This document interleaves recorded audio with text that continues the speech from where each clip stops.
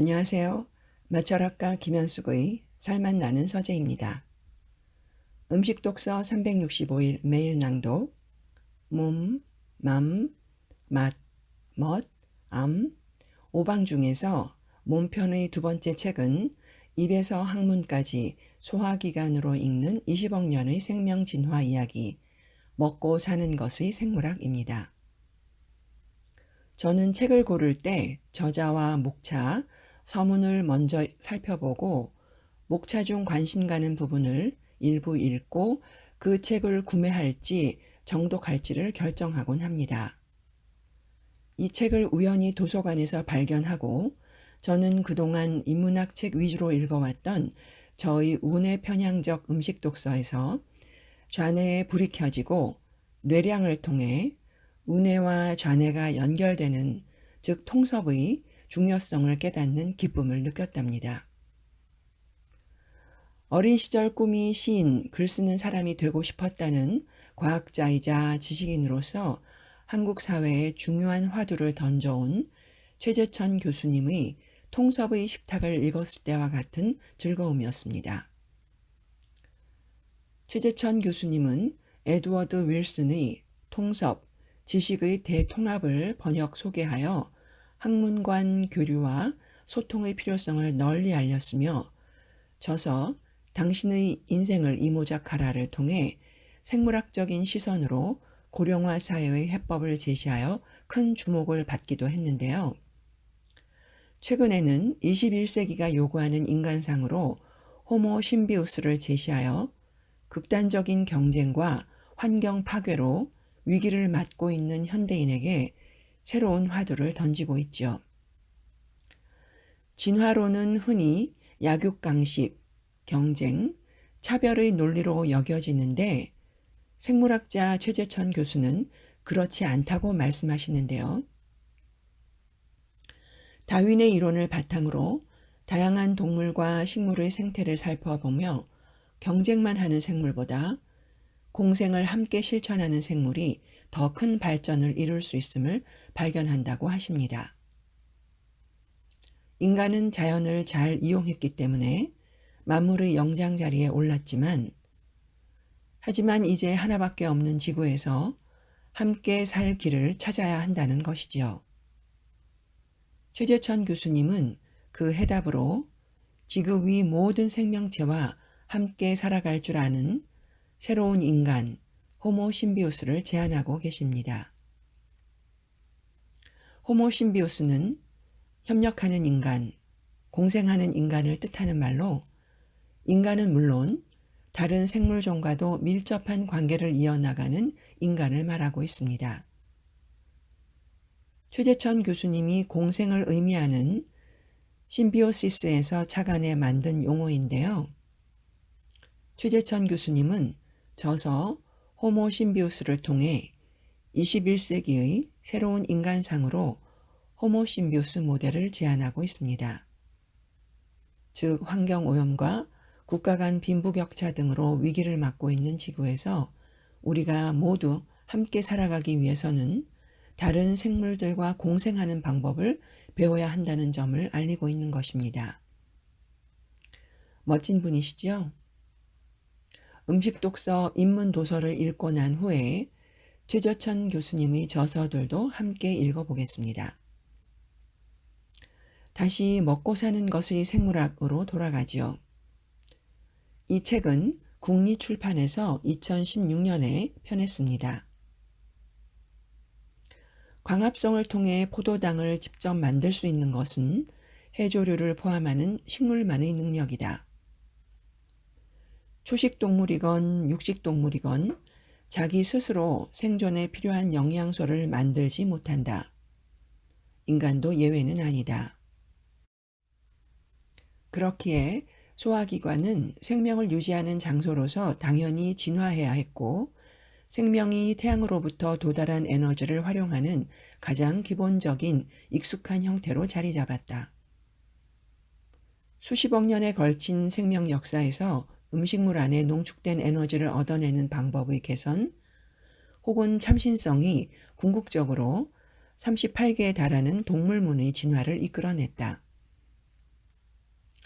광합성을 하는 식물이나 조류, 일부 세균을 제외하고 지구상에 먹는 일에 무관한 생명체는 없다. 진핵세포가 등장한 20억 년 전부터 섭취와 배설 사이를 오가며 살아가는 온갖 생명체에 대한 찬가. 하나의 세포는 입, 후두, 식도, 위, 장, 항문과 같은 소화기관이 있는 생명체로 어떻게 진화한 것일까? 포도당은 왜 다른 에너지원을 제치고 우선적인 에너지원이 되었을까? 왜 대장에는 그토록 많은 세균이 살아갈까? 장내 세균이 인간의 사회성을 키워준다고? 부드러운 가공식품은 인간의 섭식 과정에 어떠한 변화를 만들어낼까? 아주대학교 약학대학 김홍표 교수가 기초생물학, 의학, 진화생물학, 물리학 등 최신 과학 연구 성과를 두루 살피며 생명체의 장대한 진화사를 읽어냅니다. 앞에서 우리는 태양빛을 이용해 물에서 전자를 뽑고 이것을 다시 이산화탄소에 집어넣은 것이 포도당이라고 말했다. 구연산 회로가 돌면서 일어나는 일은 물에서 확보한 전자를 다시 뽑아내는 것이다.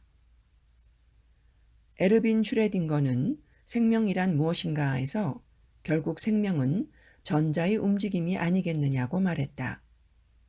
나도 그 말이 옳다고 생각한다. 그래서 세포 내 소화의 마지막 단계는 전자 전달계를 통해 완료가 되고 최종 산물은 우리가 잘 아는 ATP이다. 절대량은 아니지만 우리가 하루에 만들어내는 ATP의 총량은 45kg 정도이다. 놀라운가? 그러나 단위가 틀리지 않았다. 엄청난 양이고 우리가 삶의 무게를 말할 때 그 무게의 절반은 ATP의 몫으로 돌려야 할 것도 같다. 그러나 여기에서 놓치지 말아야 할 전자 전달계의 최종 산물이 하나 더 있다. 그것은 바로 물이다. 물에서 시작된 전자는 다시 물로 돌아간다. 바로 그 중간에 광합성이 있고 소화가 있고 전자 전달계가 있다. 생명은 물에서 시작해서 물로 돌아간다. 다시 말하면 전자는 돌고 도는 것이다. 그렇기에 물에 빠져 허우적거릴 때에는 산소가 몸속으로 들어오지 못하기 때문에 물을 만들지 못해서 어려움을 겪게 되는 것이다. 아이러니가 아닐 수 없다. 참고로 ATP는 아데노신에 인산기가 3개 달린 유기화합물로 아데노신 3인산이라고도 한다. 이는 모든 생물의 세포 내에 존재하여 에너지 대사에 매우 중요한 역할을 한다. 즉 ATP 한 분자가 가수분해를 통해 다량의 에너지를 방출하며 이는 생명활동에 사용된다. 오늘은 전체 목차를 살펴보고 내일과 모레 2번에 나누어 소화기관의 역동성과 나는 진정 누구인가, 내일의 소화기관 중 일부를 발췌해서 읽어보겠습니다. 1장 우리는 무엇을 먹는가? 영양소 3두 정치, 불의 발견, 식품 가공의 불을 댕기다. 2장 굶기와 폭식 사이에서 소화기관의 역동성, 사는 것은 버티는 것인가? 겨울을 날다. 무엇이 너를 먹는가? 인간의 소화기관, 소화기관의 일반적 특성, 소화혈관계 내강. 3장 다세포 생물의 진화, 효모도 뭉친다. 외독소와 다세포 동물의 진화, 마이크로 RNA, 종속 영양 생명체. 4장 해면은 동물이다. 5장 통과는 멀리 흐른다. 6장 소화기관의 진화. 7장 뭐가 필수적이라고? 8장 나는 진정 누구인가? 왜 소장에 세균이 적은가? 세균은 뭘 먹고 사는가? 장내 세균의 원격 조정. 왜 셀룰로즈를 잘 먹지 못하는가? 입속의 거주자들. 9장 소화기관 물리학. 육모는 어떻게 생겼나? 침 안의 효소, 음식의 물리학. 10장 옥수수 수염과 신석기 혁명. 11장 인간의 최적 식단, 지상 최대의 인간 실험. 더 달고 부드러운 부티르산의 비밀. 구석기 식단, 내일의 소화기관. 방대한 참고문헌까지 포함해서 377페이지에 이르는 두꺼운 책이지만 자세한 주석과 다각적인 연구 내용을 소개하고 있어 매우 흥미롭습니다. 20억 년에 이르는 인간의 소화기관 진화의 역사를 한 권의 책으로, 그리고 미래의 식단 진화가 어떻게 진행될지에 대한 화두를 제시하는 책을 만나볼 수 있는 것은 큰 행운이라고 생각합니다. 이 책을 통해서 최재천 교수님이 말씀하시는 호모 심비오스, 공생하는 인간은 어쩌면 우리 인류 진화의 본래 모습이었다는 것을 깨닫게 될 것 같습니다.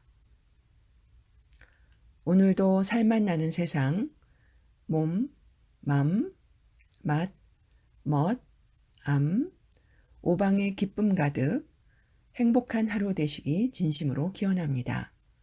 감사합니다.